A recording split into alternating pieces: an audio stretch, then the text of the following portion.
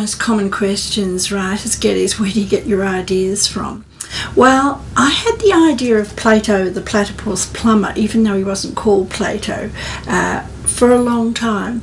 I was very fond of platypus. I thought they'd been a bit undervalued, and I thought because it's an amphibious creature, that is, it goes in the water and on the land, wouldn't it be great if he was a plumber and he could fix things?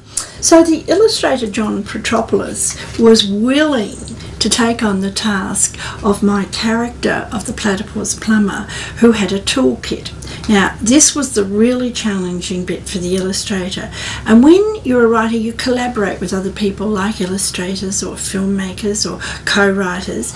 And John Petropolous is a very imaginative illustrator. He's a graphic designer in his other life. And I said, look, we've got a bit of a problem here. We've got this platypus. He's going to have to be able to swim through the water with a toolkit so that he can fix any problems to do with plumbing once he gets the call from his friend Zanzibar. Now, Zanzibar is a boy who lives beside the creek. His family's having a bit of strife, and they're in a renovator's delight house, so there's lots of plumbing problems. So the idea was that the toolkit had all the things that plumbers usually have, spanners and wrenches and so on, but it also was a kit for fixing grumpy people like parents and others.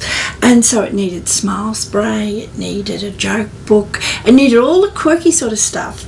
And so I tried this out with lots of kids in schools, and they had fabulous ideas of what they thought should go in the toolkit, especially the joke books, or even feathers to tickle with.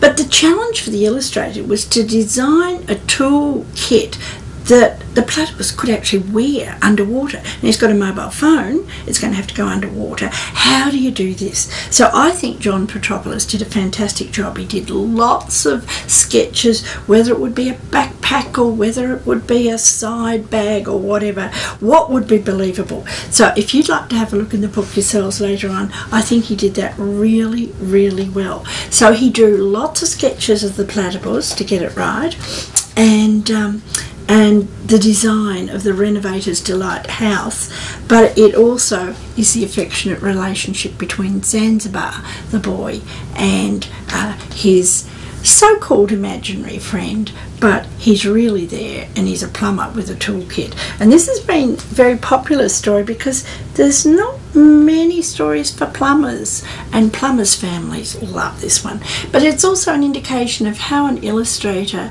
and a writer work together from an art brief.